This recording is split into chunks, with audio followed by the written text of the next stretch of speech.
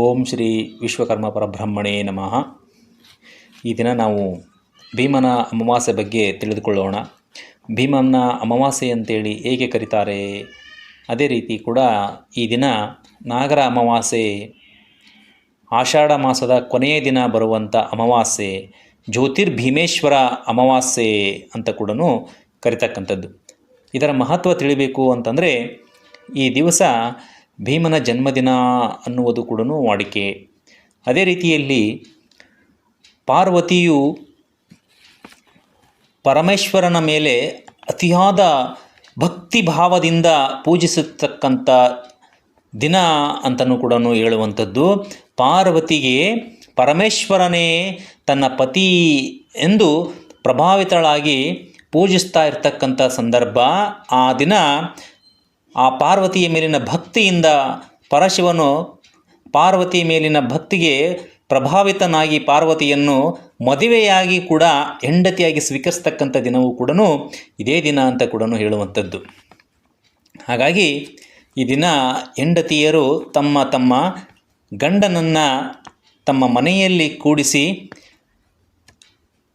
ನಿತ್ಯ ಪೂಜಾದಿಗಳನ್ನು ತಾವು ಮನೆಯಲ್ಲಿ ಮಾಡಿದ ನಂತರ ತಮ್ಮ ಗಂಡನನ್ನು ಪಾದಪೂಜೆ ಮಾಡುವಂಥದ್ದು.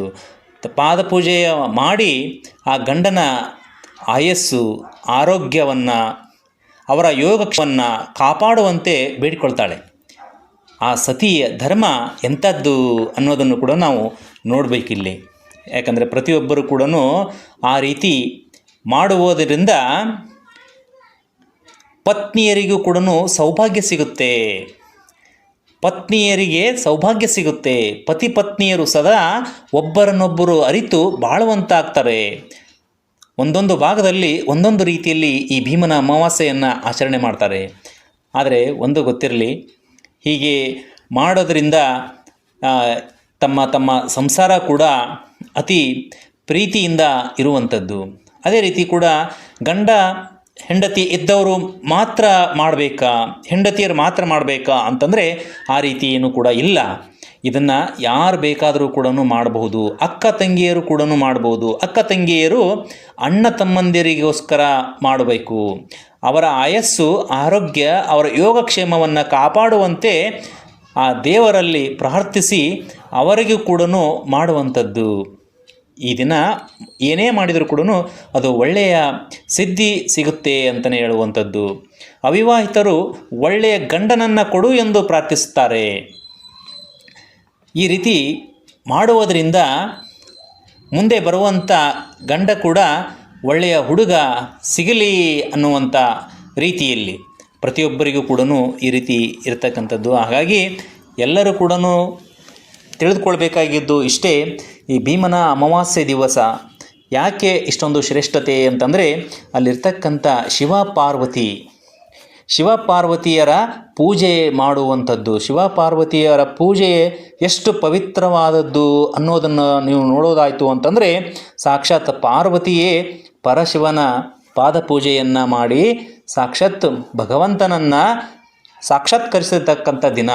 ಹಾಗಾಗಿ ನೀವು ಕೂಡ ಮನೆಯಲ್ಲಿ ಯಾರೆಲ್ಲ ಇದ್ದೀರೋ ಅವರೆಲ್ಲರಿಗೂ ಕೂಡ ಸತಿಪತಿಗಳಿಗೆ, ವಿವಾಹಿತರಿಗೆ, ಅವಿವಾಹಿತರಿಗೆ, ಸಹೋದರ ಸಂಬಂಧಿಗಳಿಗೆ ಪ್ರತಿಯೊಬ್ಬರಿಗೂ ಕೂಡ ಇದು ಪ್ರಾಮುಖ್ಯತೆ ಇರೋದ್ರಿಂದ ಇದು ಈ ಒಂದು ಭೀಮನ ಅಮಾವಾಸ್ಯೆ ಅಷ್ಟೊಂದು ಶ್ರೇಷ್ಠತೆ ಬರುವಂಥದ್ದು.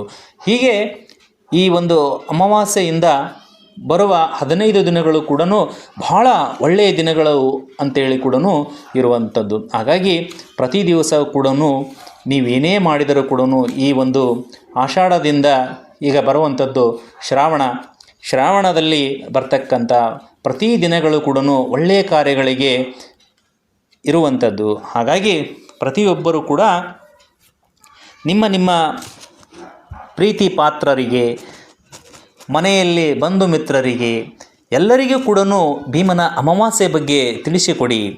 ನಾವು ಮಾಡುವುದರಿಂದ ಮನೆಯಲ್ಲಿ ಕೂಡ ಆ ಸಂಸ್ಕಾರ ಕೂಡ ಬರುವಂಥದ್ದು. ಈ ರೀತಿ ಭೀಮನ ಅಮಾವಾಸ್ಯೆಯ ಬಗ್ಗೆ ಪ್ರತಿಯೊಬ್ಬರು ಕೂಡ ತಿಳಿದುಕೊಳ್ಬೇಕು. ಅದೇ ರೀತಿ ಕೂಡ ಆಚರಣೆಯನ್ನು ಮಾಡುವಂಥದ್ದು. ಇದು ಈಗಿನಿಂದ ಬಂದಂಥದ್ದಲ್ಲ. ಸರಿಸುಮಾರು ಹಲವಾರು ದಿನಗಳಿಂದ ಕೂಡ ಇರುವಂಥದ್ದು, ಹಲವಾರು ವರ್ಷಗಳಿಂದ ಇರುವಂಥದ್ದು, ಅದೇ ರೀತಿ ಕೂಡ ಹಿಂದಿನ ಕಾಲದಿಂದ ಕೂಡ ಬಂದಂಥದ್ದು ಅಂತಲೇ ಹೇಳುವಂಥದ್ದು. ಹಾಗಾಗಿ ಇಂದಿನ ಮಹಾರಾಜರು ಯುದ್ಧಕ್ಕೆ ಅಂತೇಳಿ ಹೊರಟಿದ್ದಾರೆ ಅಂತಂದರೆ ಆ ದಿನವೂ ಕೂಡ ಈ ರೀತಿ ಗಂಡನನ್ನು ಪೂಜೆ ಮಾಡಿ ಆರತಿ ಎತ್ತಿ ಕಳಿಸುವಂಥದ್ದು, ಈ ರೀತಿ ಮಾಡ್ತಕ್ಕಂಥದ್ದು. ಹಾಗಾಗಿ ಪ್ರತಿಯೊಬ್ಬರೂ ಕೂಡ ಅವರವರ ಶ್ರೇಯಸ್ಸನ್ನು ಬಯಸಿ ಮಾಡುವಂಥ ಪೂಜೆಯೇ ಭೀಮನ ಅಮಾವಾಸ್ಯೆಯ ಪೂಜೆ, ಭೀಮನ ಜ್ಯೋತಿರ್ಭೀಮೇಶ್ವರ ವ್ರತ ಅಂತಲೂ ಕೂಡ ಹೇಳುವಂಥದ್ದು.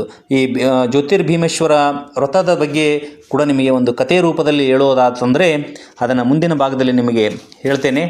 ಪ್ರತಿಯೊಬ್ಬರು ಕೂಡ ಕೇಳಬೇಕು. ಯಾಕಂದರೆ ಆಚರಣೆ ಅನ್ನೋದು ಎಷ್ಟು ಮಹತ್ವ ಪಡೆಯುತ್ತೆ, ಆಚರಣೆ ಮನೆಯಲ್ಲಿ ಮಾಡುವಂಥ ಆಚರಣೆ ಮಕ್ಕಳ ಮೇಲೆ ಎಷ್ಟು ಪ್ರಭಾವ ಬೀರುತ್ತೆ, ಆಚರಣೆಯನ್ನು ಯಾಕೆ ಮಾಡಬೇಕು ಅದನ್ನು ಮಕ್ಕಳು ನೋಡ್ತಾ ಇರ್ತಾರೆ, ಅದನ್ನು ಅವರು ಪಾಲಿಸ್ತಾ ಇರ್ತಾರೆ. ನಾವು ಆ ರೀತಿ ಆಚರಣೆಗಳನ್ನು ನಾವು ಮಾಡದೇ ಇದ್ದ ಪಕ್ಷದಲ್ಲಿ ಮುಂದಿನ ದಿನಮಾನಗಳಲ್ಲಿ ಮನೆಯಲ್ಲಿರ್ತಕ್ಕಂಥ ಮಕ್ಕಳು ಕೂಡ ಆಚರಣೆಗಳ ಬಗ್ಗೆ ಯಾವುದೇ ರೀತಿಯಿಂದ ತಿಳುವಳಿಕೆ ಇರೋದಿಲ್ಲ.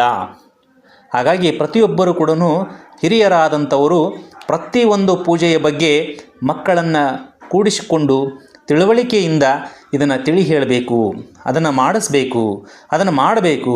ಆ ರೀತಿ ಮಾಡಿದಾಗ ಮುಂದಿನ ದಿನಮಾನಗಳಲ್ಲಿ ಮುಂದಿನ ಪೀಳಿಗೆಯೂ ಕೂಡ ಇಂಥ ಆಚರಣೆಗಳನ್ನು ಮುಂದುವರಿಸ್ಕೊಂಡು ಹೋಗ್ತಾರೆ ಅಂತಲೂ ಹೇಳಲಿಕ್ಕೆ ಇಷ್ಟಪಡ್ತೀನಿ. ಇದೇ ರೀತಿ ಕೂಡ ಈ ಜ್ಯೋತಿರ್ಭೀಮೇಶ್ವರ ಒಂದು ಕತೆ ಅದ್ಭುತವಾಗಿ ಇರುವಂಥದ್ದು. ಅದನ್ನು ಮುಂದಿನ ಭಾಗದಲ್ಲಿ ನಿಮಗೆ ಹೇಳ್ತೇನೆ.